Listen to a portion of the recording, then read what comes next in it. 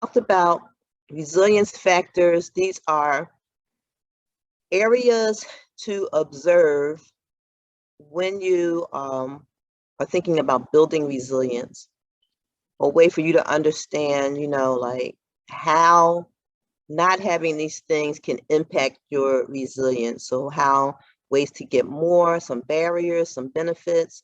We've talked about making connections was the first one. The second one was belonging, developing a sense of belonging. The third one was achievement and understanding what true achievement is. And the fourth one was autonomy. And we talked about what that was, making decisions for ourselves, having some control and letting go of what you can't control. And then this week, we're going to talk about fulfillment. I will share all of the links to the videos that go with each of the resilience factors, particularly for those who have the writing assignment, because that is the assignment that's going to give you credit for tomorrow if you can't be there in person.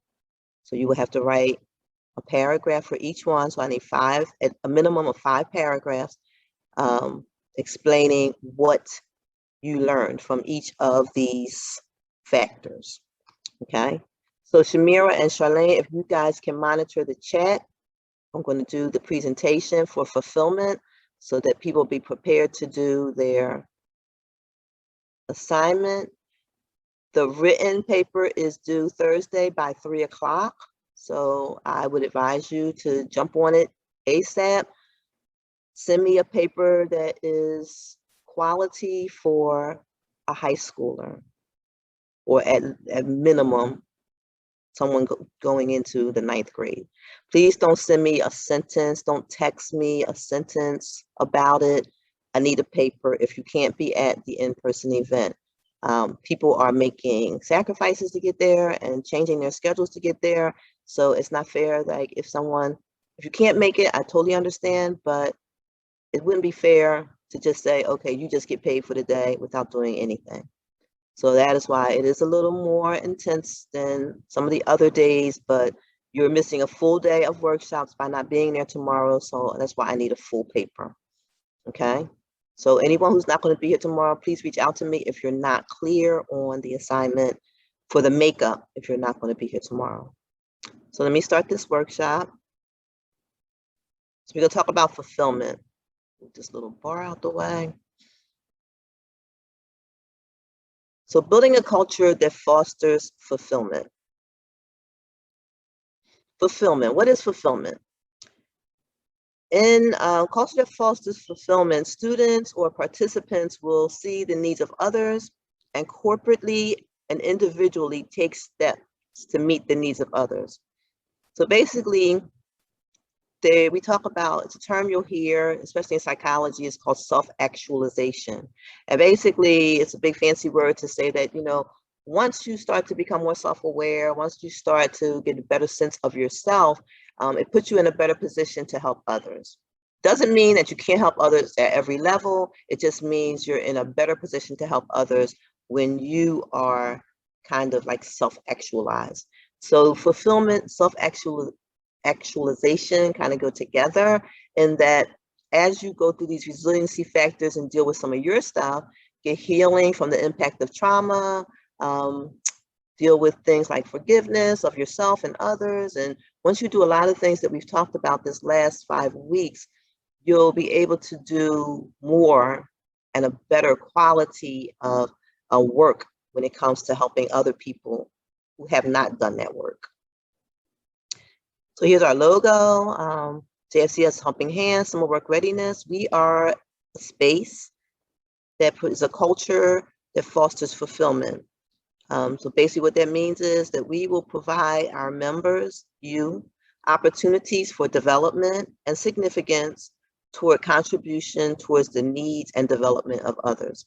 So this job work readiness, you may have come in here saying, what's in it for me? What can I get out of it? But ultimately, the goal is once I get what I need, or as I get what I need, how can I help someone else? Oh, that thing's in the way.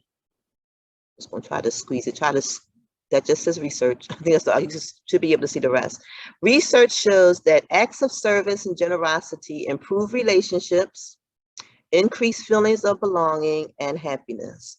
So fulfillment provides the student or participant or employee with the following benefits: a sense of I have something to offer, the recognition of their strengths and abilities that can be used to help others, increased self-esteem and a sense of purpose, increased teamwork and collaborative skills. Some of the people that struggle the most with being part of a team are people who have, really poor self-esteem. And all of us have, areas of insecurity, but I'm talking about people who really, really struggle with that will find it much more difficult to do quality teamwork and collaborative skills, which we know that's a big part of our work experience. Even if you work by yourself, you're usually part of some team. And a team is 2 or more people. So it could be just you and your boss could be the team, or you and a small group could be the team. In school, we have teamwork. You are a better team member if you have this sense of fulfillment. If you know about yourself, if you are involved in and interested in acts of serving others and generosity to improve the relationships of the team, then the team will work better. So can you see how this all works together?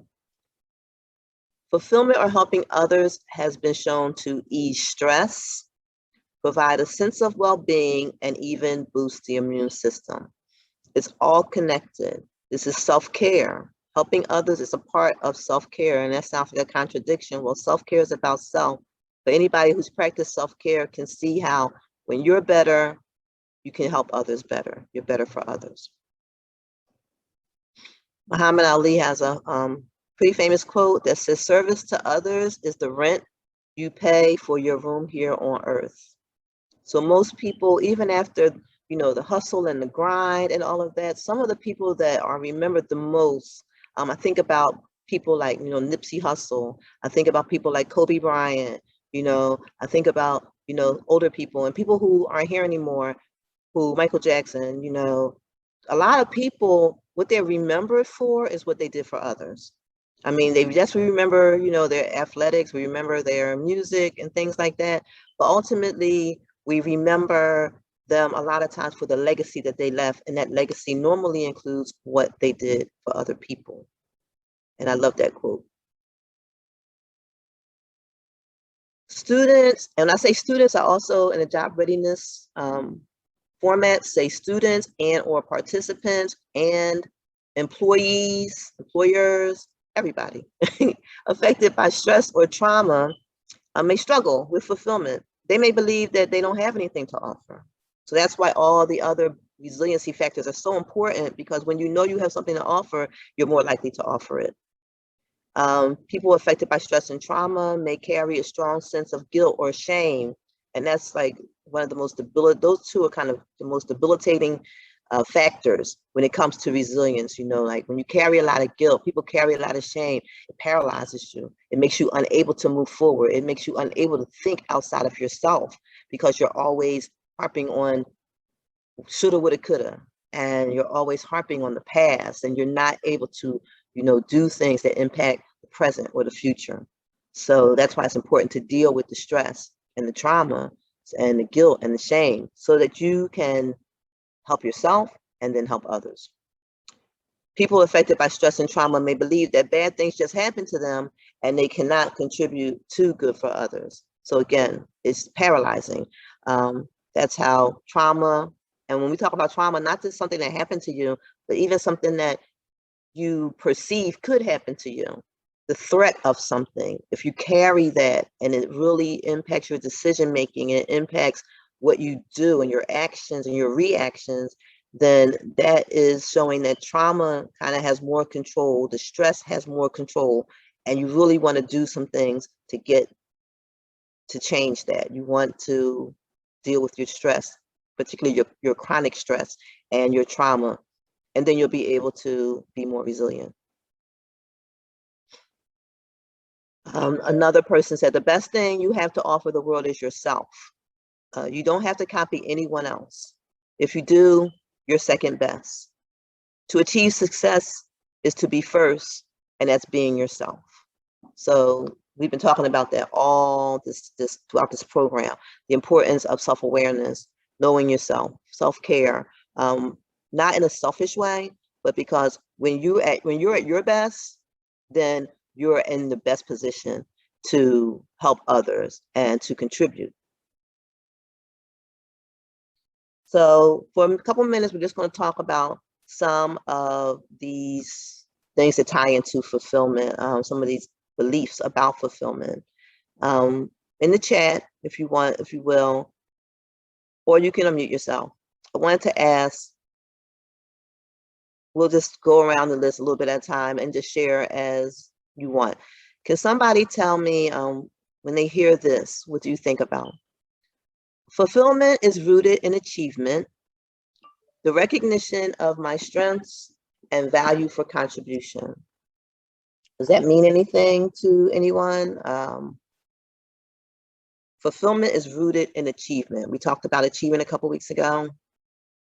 You can think about, give you a couple minutes to think about that. It's kind of wordy, but you can unmute yourself or put it in the chat if you have any feelings about that. If you want to read the others and you want to share about them, that's fine too. It says fulfillment can be awkward and must be intentionally designed and implemented. Fulfillment requires a foundation of awareness of self and others.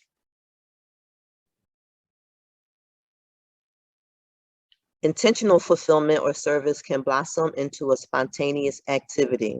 And I'm gonna talk a little bit about each one of these too, if they're not like sparking. I know it's Monday and things may not be sparking yet, but. Melissa, we have some comments in the chat. Oh, great. Go ahead. You want to read them off to me? Thank you, Charlene. One young lady, one person wrote in response to the first one was accomplishment. Caitlin put in, can you repeat it, Melissa? I guess she was asking you to repeat the first stanza that you read off. Okay. Fulfillment is rooted in achievement, the recognition of strengths, and value for contribution.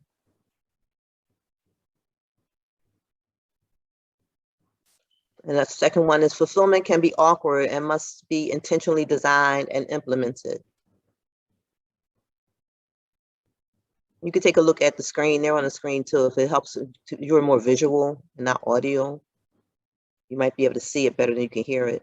Fulfillment requires a foundation of awareness of self and others. You can take any one of these if you want. If any one of them sparks anything, you can share about it. Caitlin put in her response, and okay. She wrote, I think of being strong. So to the first stanza, I believe she's saying she think of being strong when she hears that statement. Okay, that's good. It is definitely requires strength. Intentional fulfillment or service can blossom to spontaneous activity. And the meeting of needs is relative, and sensitivity should be exercised when seeking to serve or help. I'm going to start talking about these, and if anything comes up that you want to share, you can just jump right in again in the chat or unmute yourself. So fulfillment is rooted in achievement, the recognition of strengths and value for contribution. I talked about that throughout this presentation and saying that as you focus on your achievement, as you start to achieve in that way that you think achievement, the way you define achievement, not necessarily the way society defines achievement or the world defines achievement, but in the way that you define achievement. So we talked about recognizing your strengths, recognizing the small victories, even learning lessons from failure and mistakes.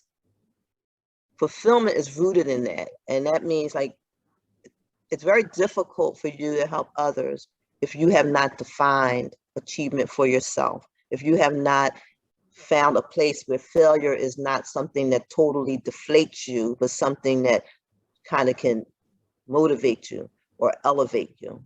So in order to reach like fulfillment in different areas, you have to have some level of achievement. You have to believe that you have achieved something in order to help others. So that's kind of what that means. And then you can talk about if something else comes to you. Fulfillment can be awkward. Helping others can be awkward. And thinking of ways to help others, thinking of ways to reach out can be difficult because, you know, it's not necessarily something that comes naturally, you know, especially in a world that's so focused on doing for self. What is it? What's in it for me? You know, what about me? So thinking about others all the time doesn't come naturally to everybody. So doing things at first, you know, going help out in a food pantry or helping people who are homeless or helping people with disabilities or different things, giving back can be awkward at first. And sometimes it has to be like, you just kind of show up and make it intentional. It's not something that you want to do, but it's something that you do. So I'll use, for example, our community day. You know, I made it part of an optional event a couple Fridays ago, and people, you didn't have to come, and maybe you didn't want to come. Maybe you were like, you know, I got other things I want to do, and maybe some of the people even who showed up that day didn't necessarily want to come at first. But then, so it might have been awkward coming by yourself, getting on the bus, figuring out, you know, how you're going to get there, asking for a ride. You know, there may have been parts of that activity that were awkward. And so you had to be intentional, which is so important. You had to be intentional about, you know, showing up that day. And then when you got there, you know, you saw some of the people, they were different from you. They didn't speak English, a lot of people. And so it was awkward. There were times when it was awkward. However, you know, if you persevered, if you practiced resilience, you stuck it out. You tried your best. You asked questions, you found ways to help. And so it was intentionally designed. That event was intentionally designed. You didn't just wake up in the morning and say, oh, today I'm going to just, you know, come up with an activity. There was an activity already designed for you. You showed up and then you became a part of it. And what that did was that began to develop this sense of fulfillment in you. So like next time you may think about, okay, well, we helped those people that were there that day, that particular group of people, but then I know that in my community, there's people or my neighbor or my family members, you know what I mean? So it won't be as awkward the more you do it, but you might have to start out being kind of like getting over the awkwardness, might be kind of unfamiliar at first. That's what that means. Fulfillment requires a foundation of awareness of self and of others. I talked about that. You gotta, you know, have some sense of self-awareness. You can't, it's okay to be shy. It's okay to be an introvert and still, you know, do for others. A lot of the people that we know who do a lot, like, you know, like we hear about Bill Gates and Oprah and other people will talk about, I don't think Oprah's shy, but I'm telling her share, like, you know, it's kind of hard to be vulnerable sometimes, you know, and so you have to deal with those things. You have to deal with how you feel about vulnerability. You have to deal with, you know, different things that might impede your self-awareness and therefore get in the way of you helping others, because it's like, I would love to do that, but what about, and you know, your fears and not liking to deal with people and crowds, and you just have to find ways to practice fulfillment in a meaningful way, despite that. We have a comment in the chat. Okay, can you read it, please? Hanaja, she wrote, fulfillment can be different at first. However, in the long run, it will fit right in when you need it. That's good. And that's in reference to what you were saying earlier. Thank you, Hanaja, and thank you, Caitlin, for your comment earlier too. Both were definitely on point.